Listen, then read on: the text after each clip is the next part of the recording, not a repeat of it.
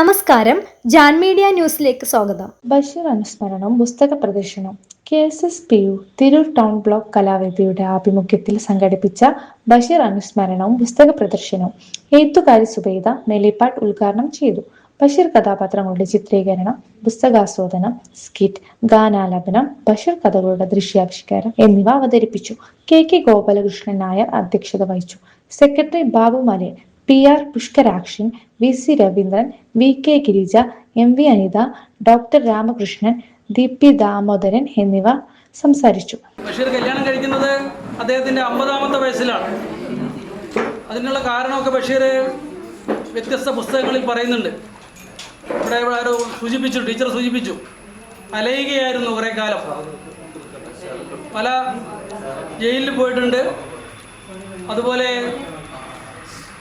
ചിത്തരോഗവുമായി ബന്ധപ്പെട്ട് ആശുപത്രികളിൽ ദീർഘകാലം കിടന്നിട്ടുണ്ട്. അപ്പം അങ്ങനെ ഒരുപാട് അനുഭവങ്ങളുടെ ഒരു കഥാകാരനാണ്. ടീച്ചറെ നമ്മുടെ ഈ കലാവേദിക്കും സംഘടനക്കും വേണ്ടി ആദ്യമായി സ്വാഗതം ചെയ്യുക. ബഷീറിൻ്റെ കാര്യം പറയുകയാണെങ്കിൽ എൻ്റെ ഉമ്മയും ബഷീറിൻ്റെ ഭാര്യയും സുഹൃത്തുക്കളായിരുന്നു. അവർ നമ്മളെ പുതിയങ്ങാടി ഗേൾസ് ഹൈസ്കൂളിൽ ഒന്നിച്ച് പഠിച്ചവരാണ്. എൻ്റെ ഉമ്മയുടെ പേര് ബി ഫാത്തിമ എന്നും ബഷീറിൻ്റെ ഭാര്യയുടെ പേര് ഫാത്തിമ ബിയും നേരെ തിരിച്ചായിരുന്നു. പക്ഷേ എന്നിരുന്നാലും അവരെ പുസ്തകങ്ങളൊക്കെ ചെറുപ്പം മുതലേ വിട്ടിട്ടുണ്ടായിരുന്നു, വായിച്ചിട്ടുണ്ടായിരുന്നു. എന്നിരുന്നാലും അവരെ കാണാൻ എനിക്ക് അടുത്തൊന്നും പറ്റിയിട്ടുണ്ടായിരുന്നില്ല. അങ്ങനെ അതിനൊരു ഭാഗ്യം ഉണ്ടായി. ഞാൻ ഫറൂഖ് കോളേജിൽ പഠിക്കുമ്പോൾ ഷാഹിന ബഷീറിനെ 23 വർഷത്തെ മകളെ അവിടെ കോളേജിൽ ചേർക്കാൻ വേണ്ടിയിട്ട് ബഷീറും ഭാര്യയും കൂടി വരികയുണ്ടായി. ഞങ്ങൾ താമസിച്ചിരുന്ന ഹോസ്റ്റലിൽ തന്നെയായിരുന്നു ചേർത്തിരുന്നത്. അങ്ങനെ ബഷീറിനോടും ഭാര്യയോടും തന്ന് സംസാരിക്കാനൊരു അവസരം കിട്ടി. പിന്നെ ആ കുട്ടി അധികം അവിടെ പഠിച്ചില്ല, കാരണം ഹോസ്റ്റലൊന്നും ഇഷ്ടപ്പെട്ടില്ല എന്ന് തോന്നുന്നു. പിന്നെ വേറെ ഏതോ കോളേജിലാണ് പിന്നീട് പഠിച്ചിട്ടില്ല. പിന്നെ ആ കാലമൊക്കെ കഴിഞ്ഞിട്ട് ബഷീറിൻ്റെ ബേപ്പൂരുള്ള വൈലാലി വീട് ഒന്ന് സന്ദർശിക്കാനുള്ള ഭാഗ്യം ഉണ്ടായത് ഈ അടുത്ത കാലത്ത്, എന്ന് പറഞ്ഞാൽ 2 വർഷം മുമ്പ്. ഒരു പേരൊക്കെ പറഞ്ഞിട്ടൊരു സാഹിത്യ ഗ്രൂപ്പുണ്ട്. അതിൻ്റെ പിന്നെ കൂടെ ഒരു സാംസ്കാരിക യാത്ര ഉണ്ടായിരുന്നു. ഒരുവിധം എല്ലാ സാഹിത്യകാരന്മാരുടെയും വീടുകളിലൊക്കെ ചെന്ന് കാണുക എന്നുള്ള ഒരു സാംസ്കാരിക യാത്ര. അതിൽ ആദ്യമായിട്ട് ഉൾപ്പെട്ടത് ബഷീറിൻ്റെ ബേപ്പൂരുള്ള വീടായിരുന്നു. ധാരാളം സാഹിത്യകാരന്മാരെ നമുക്കുണ്ടായിട്ടുണ്ട്. എന്നാലും ഈ യാതൊരു കൃത്രിമത്വം ഇല്ലാതെ ആ നടക്കുന്ന കാര്യം അതുപോലെ എല്ലാവരും അതിലേക്ക് ഇഴുകിച്ചേരും. ആ രീതിയിൽ അവതരിപ്പിക്കാനുള്ള കഴിവ് ബഷീറിന് മാത്രമേ ഉള്ളൂ. എൻ്റെ ഒരു കൂട്ടുകാരി പറഞ്ഞിട്ട് വെറുതെ ഇരിക്കേണ്ട, 2 പുസ്തകം എടുത്ത് നീ വായിക്കുന്നു. അതുപോലെ തന്നെയാണ് എന്ത് കവിത എഴുതാനായാലും നമുക്ക് കുറേ കാര്യങ്ങൾ മനസ്സിലാക്കാനും പറ്റിയാണ്. വായനശീലം ഓരോരുത്തർക്കും നല്ലതാണ്. കിട്ടുന്ന സമയത്ത് നമ്മൾ കുറച്ച് സമയങ്ങളുണ്ടെങ്കിലും വായനശീലം അതൊരു ശീലമാക്കുന്നത് നല്ല കാര്യമാണ്. മലയാളികളുടെ വായനയെയും ചിന്തയെയും ഇത്രയധികം സ്വാധീനിച്ച മറ്റൊരു എഴുത്തുകാരൻ ഉണ്ടാവില്ല എന്ന് നമുക്ക് പറയാൻ കഴിയുന്നതാണ്. അതുപോലെ തന്നെ അക്ഷരങ്ങളെ കൊണ്ട് മാന്ത്രികത തീർത്ത അദ്ദേഹം നമ്മുടെ ബേപ്പൂർ സുൽത്താൻ എന്നറിയപ്പെടുന്ന വൈക്കം മുഹമ്മദ് ബഷീറിൻ്റെ സ്മരണയ്ക്ക് മുന്നിൽ ഞാൻ പ്രണാമം. ഇപ്പം നമ്മുടെ ഈ തലമുറ എന്നേക്കാൾ സീനിയർ ആൾക്കാരായിരിക്കുന്നത് നമുക്ക് ബുക്കുകളൊക്കെ വായിച്ച് വളർന്നു വന്നിട്ടുണ്ട്. ഞങ്ങൾ അന്ന് പഠിക്കുന്ന സമയത്ത് ഒരു SLC കഴിഞ്ഞ് വന്നു. ആ സമയത്ത് കലാമതി ഞാൻ എല്ലാ ആഴ്ചയും പഠിച്ചത്. കലാമതി വായിക്കുന്ന സമയത്തിൽ എനിക്ക് ഇഷ്ടമായവരുടെ ഒരു സാഹിത്യ വിമർശനം ഉണ്ടായിരുന്നു. അതുപോലെ MKK നായരുടെ ലേഖനങ്ങൾ, ഇതൊക്കെ വായിച്ച് വളർന്നു വന്നൊരു തലമുറയാണ് എൻ്റെത്. വളരെ സന്തോഷമുണ്ട് ഇങ്ങനെയുള്ള CMS സ്കൂൾ വടകര. ആ സ്ഥലത്തിൻ്റെ പേര് വടകരയാണ്. ഈ മാവുമാഷ വടകരയല്ല, വെള്ളൂരാണ് എൻ്റെ വില്ലേജ്. അങ്ങനെ 4 പേര് 4 തരത്തിൽ പറയും. പക്ഷേ യഥാർത്ഥത്തിൽ പൊഴുവെന്നുള്ള ആരും പറയണമില്ല. പക്ഷെ അത് വായിച്ചു നോക്കിയാൽ ഒരു രസമുണ്ട്. ഞാൻ എന്നെ ചെയ്യിപ്പിച്ച ഒരു ഇതാണെന്ന് പറയാം.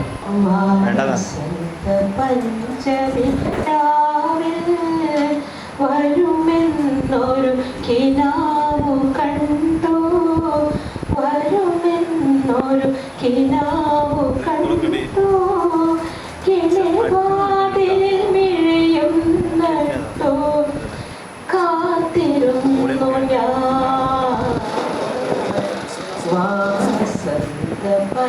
ചെറി നാരായണി നാരായണി എന്തോ ഇത്രയും നേരം എന്തെടുക്കുമായിരുന്നു? ഞാൻ ഇവിടെ തന്നെ ഉണ്ടായിരുന്നു. ഞാൻ മിണ്ടാതെ ഒളിച്ചു നിൽക്കുകയായിരുന്നു. കള്ളി. റോസാ ചെടി കൊണ്ടുവന്നോ? എവിടെ എവിടെ റോസാ ചെടി? എവിടെ? റോസാച്ചെടി എന്റെ കയ്യിലുണ്ട്. ഞാൻ അങ്ങോട്ട് ഇടട്ടെ? കിട്ടിയോ? ദൈവമേ, കിട്ടി. മലയാളത്തിലെ പ്രശസ്ത എഴുത്തുകാരനായ വൈക്കം മുഹമ്മദ് ബഷീർ 1948 രചിച്ച വിഡ്ഢികളുടെ സ്വർഗം എന്ന കഥാസമാഹാരത്തിൽ പ്രസിദ്ധീകരിച്ച ബേപ്പൂരിൻ്റെ സുൽത്താനെ നമുക്ക് എങ്ങനെ മറക്കാൻ കഴിയും? ആ മരച്ചുവട്ടിലേക്ക് അദ്ദേഹത്തെ കാണാനെത്തിയിരുന്നത് മനുഷ്യർ മാത്രമായിരുന്നില്ല. കാക്കയും പൂച്ചയും അണ്ണാനും അങ്ങനെ എണ്ണിയാലൊടുങ്ങാത്ത ഈ പ്രപഞ്ചത്തിലെ പല ജീവികളുമായിരുന്നു. അവരെ എല്ലാം അദ്ദേഹം സ്നേഹിക്കുകയും ചെയ്തിരുന്നു. അവിടെ നിൽക്കിന്ന് ഈ പാല് കുടിച്ചിട്ട് പോയാൽ മതി.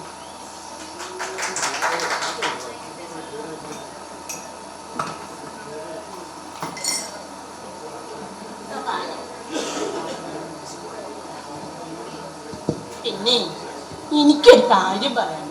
എന്താണ്? വേലക്കാരന്റെ കാര്യമാണെങ്കിൽ ഞാനത് അന്വേഷിക്കുന്നുണ്ട്. അല്ലെങ്കിലും എന്തിനാണ് ഇവിടെ ഒരു വേലക്കാരി? ഓ, BA വരെ പഠിച്ചിട്ടോ ഈ അടുക്കളയിൽ കിടന്ന് നരകിക്കാനാണല്ലോ എൻ്റെ വിധി. ജമീല, നീ ഇന്നുകൂടി ക്ഷമിക്കുക.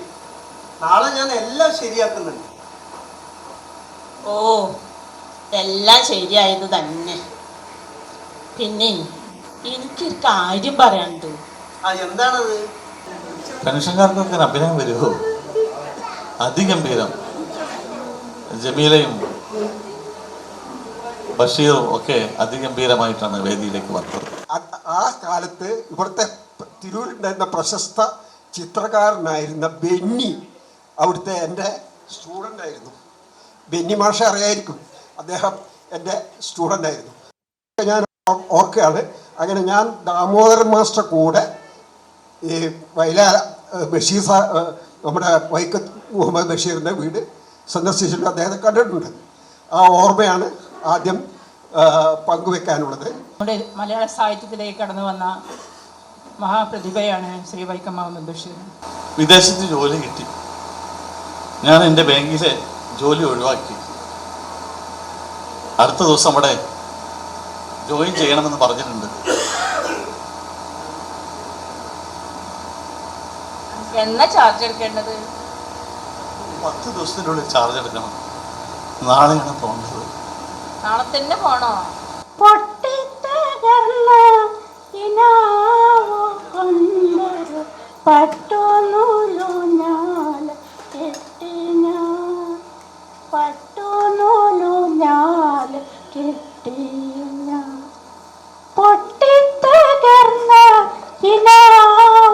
കൊണ്ടൊരു പട്ടുനൂലുഞ്ഞാൽ കെട്ടി ഞാൻ, പട്ടുനൂലുഞ്ഞാൽ കെട്ടി ഞാൻ. സ്വാഗതഗാനം ആവശ്യമുണ്ട് എന്ന് മനസ്സിലാക്കിയതിൻ്റെ അടിസ്ഥാനത്തിൽ നമ്മുടെ കലാവേദിയുടെ കൺവീനർ കൂടിയായ ശ്രീ PR പുഷ്കരാക്ഷൻ്റെ അഭ്യർത്ഥന മാനിച്ച് വാട്സപ്പിലൂടെ എഴുതി അയച്ചതാണ്.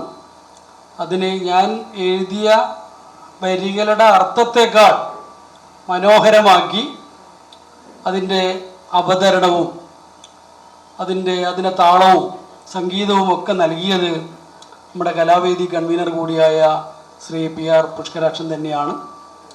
അതിൽ ശബ്ദം നൽകിയവർ നമ്മുടെ ഇവിടെ ഇരിക്കുന്നുണ്ട്. പെൻഷനേഴ്സ് കലാവേദിയുടെ ബഹുമാന്യരായ അംഗങ്ങൾ ചിത്രഭാനുമാഷ് ഉൾപ്പെടെ ഉള്ളവരാണ് അതിന് ശബ്ദം നൽകിയിട്ടുള്ളത്. അത് ഇവിടെ നിങ്ങളെ കേൾപ്പിക്കും. കിളിപ്പാട്ട്